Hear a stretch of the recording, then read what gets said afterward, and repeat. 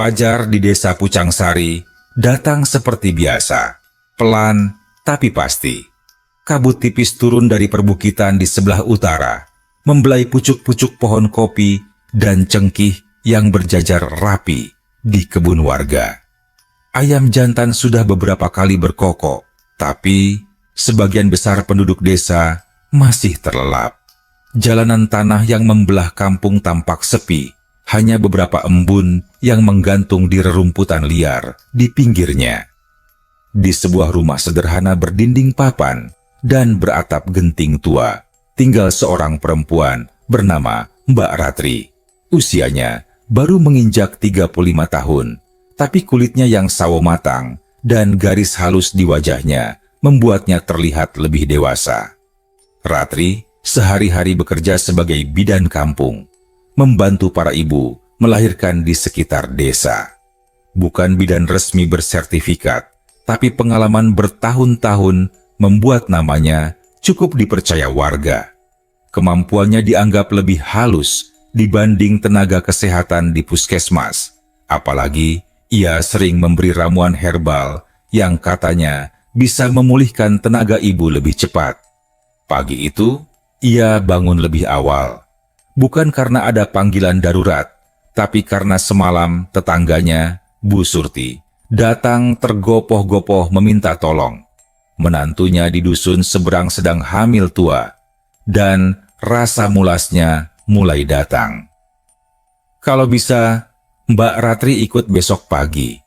Biar tenang, kata Bu Surti dengan nada setengah memohon. Ratri mengangguk saja. Baginya, membantu persalinan sudah seperti panggilan hati. Ia hanya meminta satu hal. Nanti kita berangkat pagi sekali, Bu, sebelum matahari tinggi. Bu Surti setuju. Sambil menyiapkan peralatan sederhana, gunting, kain bersih, minyak kelapa buatan sendiri, dan beberapa botol ramuan daun sirih, Ratri teringat masa kecilnya. Ibunya dulu juga dukun bayi terkenal, dan ia sering ikut membantu. Tapi ada satu cerita yang selalu diingatnya, tentang kampung di seberang bukit, yang katanya dihuni oleh warga yang bukan manusia biasa. Ibunya pernah menolong persalinan di sana, tapi tak pernah mau cerita detail. Yang jelas, setiap kali Ratri bertanya, ibunya hanya berkata, tempat itu beda, Rat. Kalau dipanggil, jangan pernah nolak, tapi jangan pula mencari-cari. Suara ketukan pintu memutus lamunannya. Pagi masih buta, tapi Bu Surti sudah berdiri di depan rumah, membawa tas kain berisi makanan. Biar kita ada bekal, katanya sambil tersenyum. Mereka lalu berjalan keluar, melewati jalan setapak yang sepi. Udara dingin menusuk hidung, dan aroma tanah basah terasa pekat. Desa Pucangsari masih terlelap. Hanya lampu-lampu minyak di beberapa rumah yang menyala redup. Mereka berjalan melewati kebun bambu, sawah, dan jembatan kayu yang menghubungkan kampung dengan dusun tetangga. Suara aliran sungai di bawah jembatan terdengar seperti bisikan. Sesekali terdengar pula suara kodok bersahutan. Namun, baru setengah perjalanan, langkah Bu Surti terhenti. Ia memandang ke arah jalan bercabang yang jarang dilalui orang. Rat, kalau lewat sini lebih cepat, tapi ya itu, jalannya agak sepi, ucapnya pelan. Ratri menatap jalan itu. Pepohonan di kiri kanan tumbuh rapat, menutup sebagian langit. Udara di sana tampak lebih dingin dan kabutnya tebal. Tapi ini pasti bisa tembus ke dusun itu, tanya Ratri. Bu Surti mengangguk, tapi wajahnya seperti ragu. Mereka akhirnya sepakat melewati jalan itu. Awalnya biasa saja, hanya hening dan sunyi. Tapi lama-lama, Ratri merasa aneh. Jalan setapak ini terasa panjang, lebih panjang dari yang seharusnya. Dan di kejauhan, ia mulai mendengar suara, bukan suara binatang atau angin, tapi seperti nyanyian lirih seorang perempuan yang nadanya naik turun seperti tembang Jawa lama. Ratri menghentikan langkah. "Bu, dengar itu," bisiknya. Bu Surti memandangnya, lalu tersenyum tipis, tapi matanya terlihat gugup. "Sudah, jalan saja, jangan menoleh." Ratri menurut. Mereka kembali melangkah, tapi setiap derap kaki terasa seolah bergema pelan di antara pepohonan yang rapat. Jalan setapak itu hanya selebar 2 orang berdiri berdampingan dengan rumput-rumput liar yang menjulur masuk ke lintasan. Kabut makin tebal, membuat mata sulit melihat lebih dari 10 meter ke depan. Nyanyian lirih itu semakin jelas, bukan sekadar tembang Jawa biasa. Ada nada yang mengalun panjang, lalu berhenti sejenak, seperti menunggu jawaban. Kadang terdengar pula suara lain, tipis dan jauh yang menjawabnya. Ratri merasakan bulu kuduknya berdiri. Ia bukan tipe orang yang mudah takut, apalagi sudah sering keluar masuk rumah orang di tengah malam untuk membantu persalinan. Tapi kali ini, entah kenapa, ada rasa dingin yang berbeda merambat di punggungnya. "Bu, itu suara dari mana ya?" Ratri mencoba bertanya lagi. Bu Surti menarik napas, lalu menjawab lirih. "Sudah kubilang, jalan ini sepi. Kadang, kita bisa dengar hal-hal yang bukan untuk kita dengar." Ia tidak memperlambat langkah, malah semakin cepat berjalan. Beberapa menit kemudian, kabut mulai menipis dan Ratri merasa lega. Mereka melewati sebuah jembatan kayu kecil di atas parit, lalu jalan mulai menanjak. Di ujung tanjakan, terlihat rumah-rumah kayu sederhana, tanda bahwa dusun tujuan sudah dekat. Namun, sebelum mereka benar-benar sampai, seorang lelaki tua muncul dari balik pohon. Rambutnya putih, tubuhnya kurus, dan ia memakai baju lurik yang sudah pudar. Di tangan kanannya, ia memegang tongkat bambu. Matanya tajam menatap mereka, lalu ia tersenyum tipis. "Mau ke rumahnya siapa pagi-pagi begini?" tanyanya. Suaranya serak tapi tegas. Bu Surti tersenyum sopan. "Ke rumah menantu saya, mau melahirkan." Lelaki tua itu menatap Ratri cukup lama, lalu mengangguk. "Kalau begitu, cepatlah. Jangan berhenti di persimpangan kedua. Terus saja sampai ketemu pohon beringin besar." Lalu, tanpa menunggu jawaban, ia berbalik dan menghilang di balik kabut, seperti tak pernah ada. Ratri mengerutkan kening. "Siapa itu?" tanya dia. "Entah," jawab Bu Surti singkat. "Tapi kalau di desa-desa begini, kita biasa saja sama orang yang kita temui. Anggap tamu, jangan banyak tanya." Mereka melanjutkan perjalanan, mengikuti petunjuk lelaki tua itu. Persimpangan pertama mereka lewati tanpa masalah. Tapi di persimpangan kedua, Ratri merasa langkahnya terhenti sendiri. Di sisi kiri, jalan setapak itu tampak lebih terang, seperti terkena cahaya matahari, meski kabut masih ada. Dan dari arah itu, terdengar lagi nyanyian lirih perempuan tadi. Kali ini lebih jelas, bahkan terdengar seperti disertai suara tawa kecil anak-anak. "Bu, kalau lewat kiri ini, kelihatannya lebih enak jalannya," kata Ratri. Bu Surti justru menggenggam lengan Ratri kuat-kuat. "Jangan, terus saja ke depan. Ingat kata orang tua tadi." Ratri menurut. Tapi entah kenapa, langkahnya terasa berat. Seolah ada sesuatu yang menahan dari belakang. Ia menoleh sekilas dan hampir menjatuhkan tasnya. Di tengah kabut, ia melihat bayangan samar-samar seorang perempuan berkain batik, rambutnya panjang terurai, berdiri di ujung jalan kiri itu. Wajahnya tidak jelas, tapi tubuhnya sedikit membungkuk, seperti memanggil. Begitu Ratri berkedip, sosok itu hilang. Jantungnya berdegup kencang. Ia memutuskan untuk tidak bilang apa-apa ke Bu Surti, takut membuat perjalanan makin tegang. Akhirnya mereka tiba di dusun tujuan, yang ternyata tidak seramai yang Ratri bayangkan. Hanya ada sekitar 10 rumah, sebagian besar berdinding anyaman bambu. Udara terasa sejuk, tapi anehnya, di sini kabut tidak menipis. Orang-orang yang mereka temui ramah, namun tatapannya seolah memperhatikan setiap gerak mereka. Di rumah menantu Bu Surti, suasana cukup panik. Perempuan muda itu berbaring dengan wajah pucat, sesekali mengerang kesakitan. Beberapa tetangga perempuan ikut membantu, menyiapkan air panas dan kain bersih. Ratri mulai bekerja, mengatur napas sang ibu, memberi pijatan, dan memeriksa kondisi kandungan.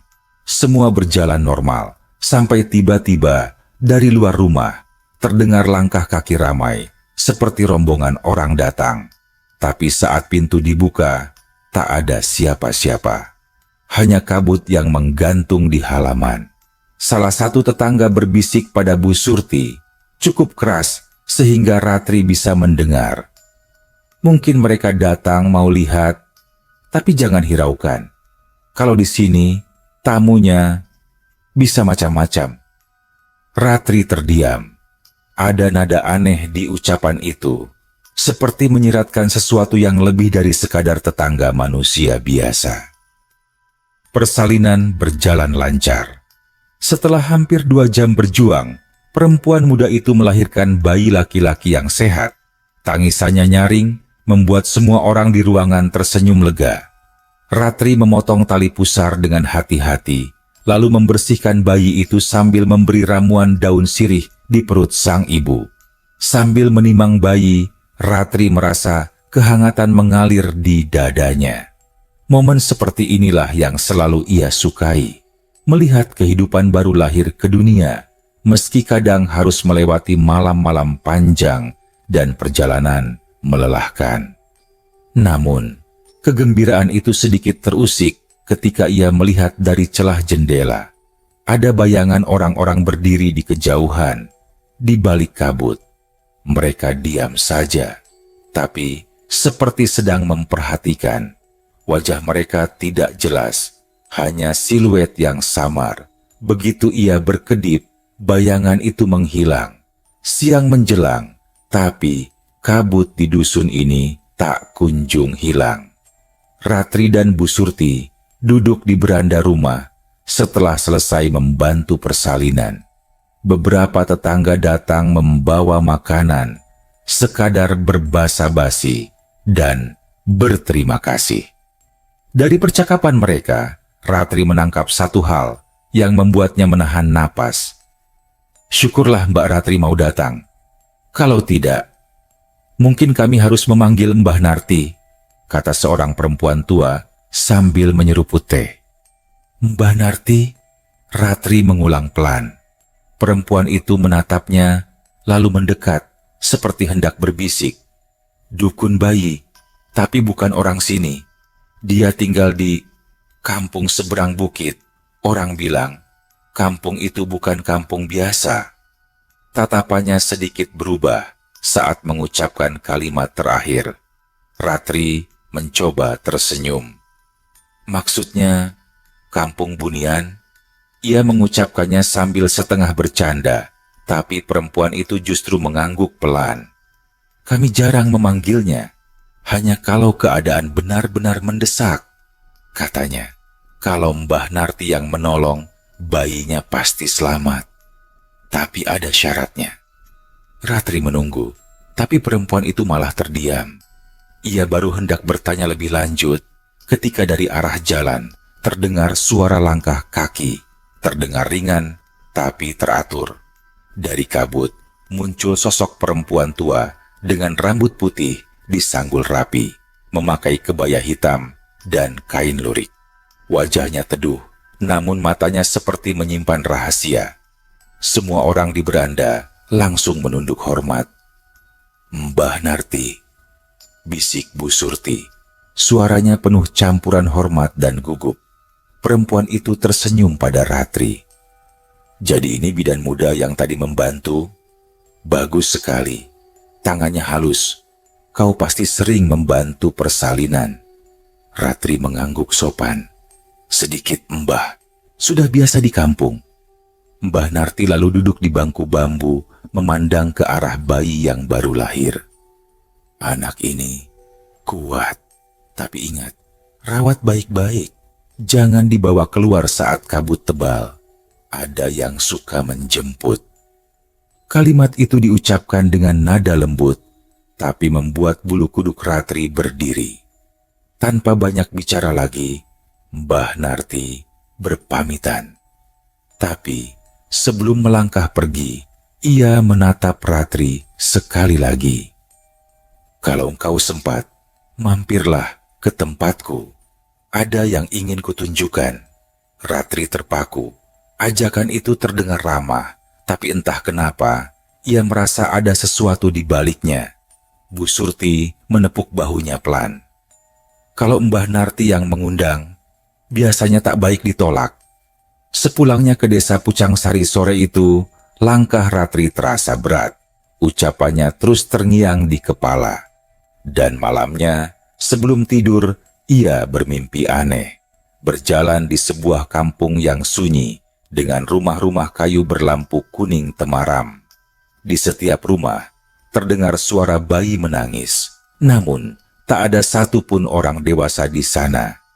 Ketika ia terbangun, udara di kamarnya terasa dingin, meski pintu dan jendela tertutup rapat. Dan di luar rumah, samar-samar ia mendengar tembang lirih yang pernah ia dengar di jalan kemarin. Pagi itu, udara desa Pucangsari terasa lebih dingin dari biasanya.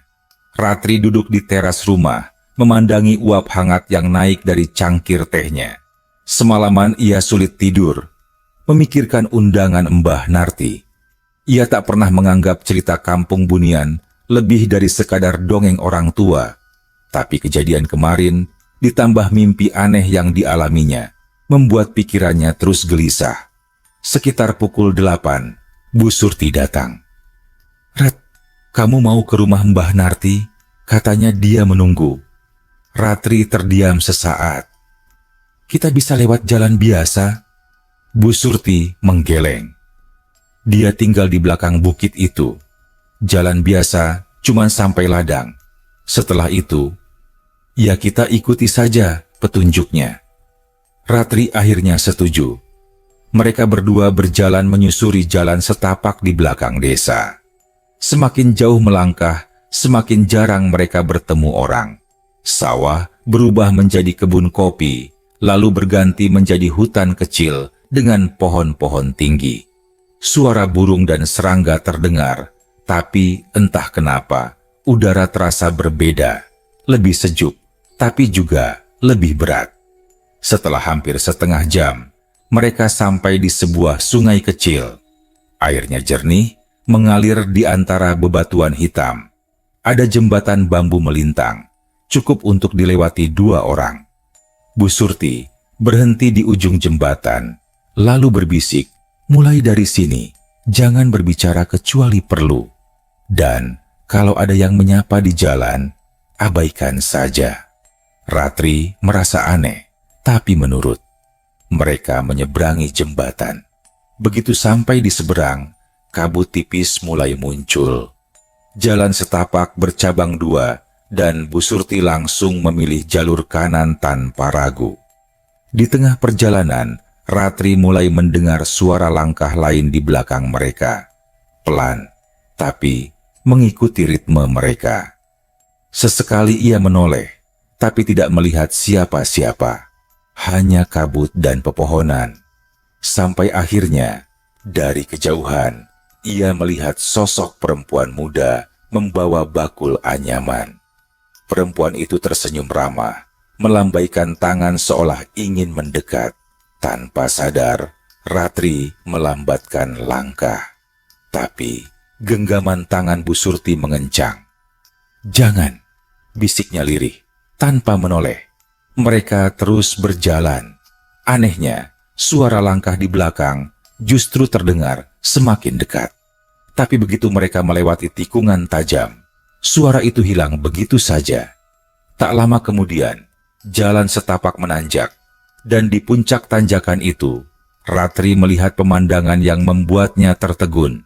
Di hadapan mereka, terbentang sebuah kampung yang tidak pernah ia lihat sebelumnya. Rumah-rumah kayu berdiri rapi, atapnya dari ijuk dan bambu, sebagian besar berwarna coklat tua.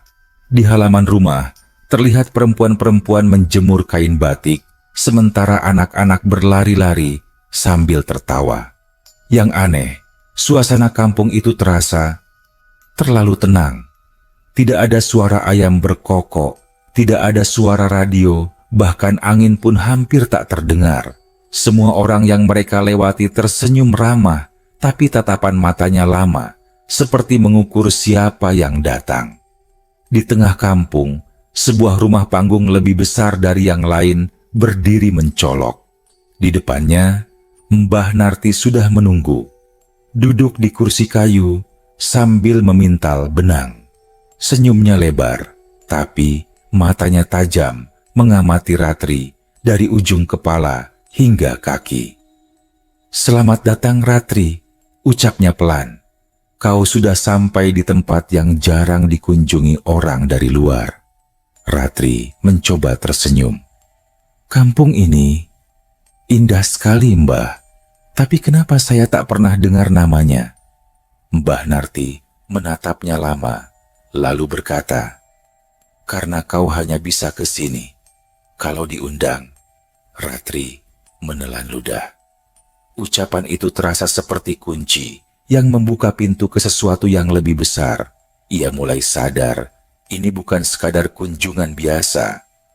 Ada alasan kenapa Mbah Narti memanggilnya, dan alasan itu baru akan ia dengar saat mereka duduk berdua di dalam rumah panggung itu, di mana udara di dalamnya terasa berbeda, lebih hangat, tapi juga mengandung aroma wangi yang tak bisa ia kenali.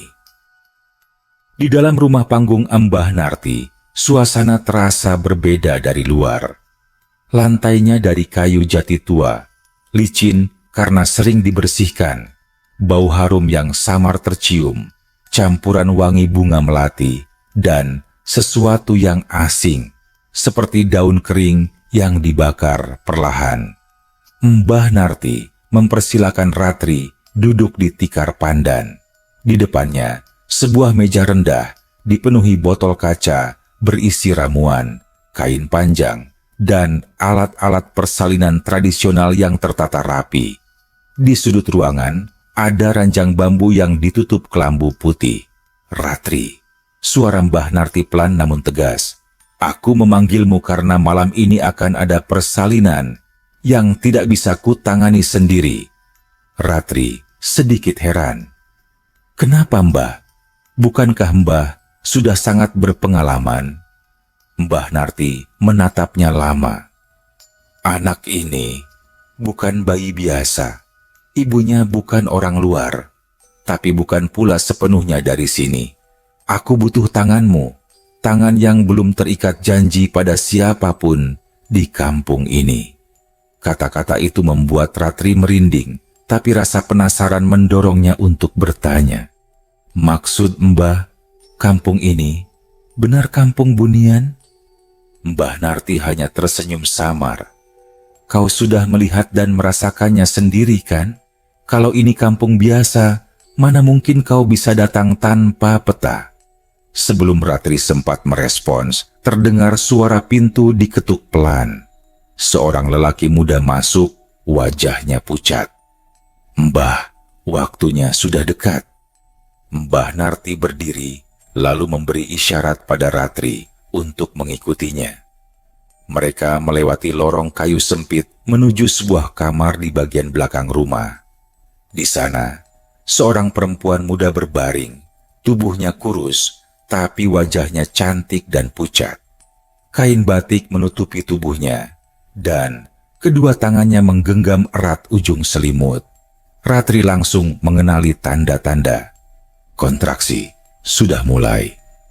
Ia dan Mbah Narti bekerja sama menyiapkan air hangat kain bersih, dan ramuan. Tapi ada satu hal yang membuatnya tak nyaman. Setiap kali ia menoleh, ia merasa ada beberapa sosok berdiri di sudut ruangan, menatap tanpa suara. Siluet mereka samar, seperti bayangan yang tak sepenuhnya padat. Proses persalinan berjalan tegang. Bayi sulit keluar, napas ibunya tersengal, dan udara di ruangan terasa semakin berat. Ratri mencoba teknik pernapasan dan pijatan, sementara Mbah Narti memberi ramuan dari botol kecil. Tiba-tiba, dari luar rumah, terdengar suara gamelan mengalun pelan, padahal tak ada yang memainkan. Suaranya mengalir bersama angin, menambah rasa aneh di dalam ruangan. Mbah Narti berbisik pada Ratri, "Jangan hiraukan, fokus pada bayi." Ratri mengangguk, menekan rasa takutnya. Setelah perjuangan panjang, akhirnya bayi itu lahir. Tangisnya nyaring, tapi ada sesuatu yang membuat Ratri tertegun. Mata bayi itu berwarna keemasan, memantulkan cahaya redup lampu minyak. Mbah Narti segera membungkus bayi itu dengan kain putih bersulam benang emas, lalu menyerahkannya pada ibunya. Perempuan itu tersenyum lemah, matanya berkaca-kaca.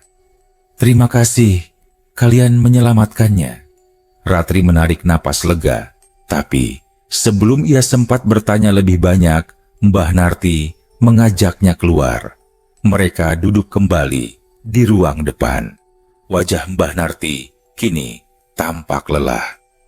"Ratri, bayi ini kelak akan menjadi penerus di kampung ini. Tapi ia juga akan menghubungkan dunia kami dan dunia kalian. Karena itu, aku memilihmu membantu, supaya ia lahir dengan sentuhan manusia yang murni." Ratri terdiam. Ucapan itu seperti membawa beban yang tak terlihat. Ia ingin menolak percaya, tapi apa yang baru saja ia alami terlalu nyata untuk dianggap mimpi. Saat malam mulai turun, kabut semakin tebal. Mbah Narti berkata bahwa Ratri harus pulang sekarang, sebelum kabut benar-benar menutup jalan. "Kalau terlambat, kau tidak akan bisa kembali sampai aku memanggil lagi." Mereka berpisah di tepi kampung, dan Bu Surti yang menunggu di sana langsung menggandeng tangan Ratri. "Sudah selesai? Ayo cepat." Namun, baru beberapa langkah, Ratri menoleh sekali lagi. Di ujung jalan kampung itu, ia melihat sosok ibu muda yang baru saja melahirkan tadi menggendong bayinya. Perempuan itu tersenyum, lalu mengangguk pelan sebelum kabut menelannya. Kabut mulai menipis ketika Ratri dan Bu Surti menapaki jalan setapak keluar dari kampung itu. Udara terasa lebih dingin, meski malam belum benar-benar larut. Langkah mereka cepat, seperti ingin segera meninggalkan sesuatu yang tak boleh ditingkahi. Bu Surti tak banyak bicara, hanya sesekali menarik napas panjang. Tapi Ratri tahu, perempuan itu sebenarnya menahan banyak tanya, persis seperti dirinya. Setelah cukup jauh, Ratri menoleh ke belakang. Tak ada lagi gapura bambu yang tadi mereka lewati. Tak ada lampu minyak yang menggantung. Hanya jalan setapak gelap di antara pohon kelapa dan perdu. Bahkan, suara jangkrik yang tadinya ramai kini terdengar sayup, seolah enggan bersuara. "Bu Surti, kampung itu sebenarnya..." Ratri memberanikan diri bertanya. "Jangan terlalu dipikirkan," potong Bu Surti cepat. "Kalau dipikir terlalu dalam, nanti malah nyangkut. Yang penting, kau sudah membantu Mbah Narti. Itu saja yang perlu kau ingat." Ratri terdiam. Ia merasa kata-kata Bu Surti bukan sekadar nasihat biasa, melainkan peringatan. Begitu mereka tiba di perbatasan desa, suara ayam berkokok terdengar dari kejauhan. Padahal jam tangan Ratri menunjukkan pukul 2 dini hari. Rumah-rumah penduduk gelap, hanya lampu di teras beberapa rumah yang masih menyala. Bu Surti mengantar Ratri sampai ke depan rumah, lalu berpesan, "Besok jangan langsung kerja, istirahatlah, badanmu pasti lelah." Ratri masuk ke rumah, menutup pintu pelan, lalu duduk di kursi rotan tua. Rumahnya yang biasanya terasa hangat, malam itu seperti dingin menembus kulit. Di meja, termos teh yang ia tinggalkan sebelum berangkat masih utuh. Gelasnya pun masih berada di posisi yang sama. Ia mencoba tidur, tapi matanya terus terbayang wajah ibu muda tadi dan bayi bermata keemasan yang menangis keras saat dilahirkan. Tangis itu bukan tangis biasa, ada nada. Seperti panggilan. Pagi harinya, Ratri terbangun dengan tubuh pegal, tapi anehnya merasa segar secara batin. Saat membuka jendela, ia terkejut melihat tetangga-tetangga sudah ramai berkumpul di jalan. Rupanya, semalaman ada warga yang bersaksi melihat pawai lampu melintas di jalan belakang desa. Iring-iringan orang dengan obor berpakaian seperti dari zaman dahulu. Katanya dari kampung seberang, bisik salah satu ibu-ibu. Tapi anehnya, kampung seberang itu kan kosong, sudah puluhan tahun. Ratri hanya tersenyum tipis, tak ikut berkomentar. Ia tahu betul pawai itu bukan dari kampung seberang biasa. Siang itu, Bu Surti mampir membawa semangkuk sayur lodeh. Mereka makan di dapur sambil berbincang pelan. "Ratri," kata Bu Surti, "kalau suatu saat Mbah Narti memanggil lagi, jangan kaget, ada bayi-bayi lain yang mungkin memerlukan sentuhan tanganmu." Ratri hanya mengangguk. Ia tidak bertanya lebih lanjut, tapi di hatinya ia tahu kehidupannya tak akan sama lagi. Ada pintu yang sudah ia masuki, dan meski ia kembali ke dunia nyata, pintu itu tak akan pernah benar-benar tertutup. Malamnya, sebelum tidur, ia mendengar suara gamelan lagi. Pelan sekali, seperti datang dari kejauhan. Dan entah mengapa, kali ini suara itu terasa bukan ancaman, melainkan janji bahwa ia akan bertemu mereka lagi. Beberapa minggu berlalu sejak malam itu, dan kehidupan Ratri perlahan kembali seperti biasa. Ia tetap bekerja di posyandu desa, membantu persalinan ibu-ibu kampung, dan bercakap ringan dengan tetangga. Tapi di dalam hatinya ada ruang yang tak lagi sama. Ruang yang terisi wajah pucat ibu muda itu dan tatapan mata bayi keemasan. Suatu sore, hujan turun gerimis membasahi halaman rumah. Ratri tengah merapikan tumpukan kain batik ketika Bu Surti datang membawa sekeranjang pisang. "Pisang raja, baru dipetik," katanya sambil tersenyum. Mereka duduk di teras, memandang kabut tipis yang mulai turun dari arah bukit. Sambil mengupas pisang, Bu Surti berkata pelan, "Mbah Narti, nitip salam. Katanya, bayi itu sehat. Ibunya juga sudah pulih." Ratri tertegun. "Bu, kok ibu bisa dapat kabar?" Bu Surti hanya tersenyum samar.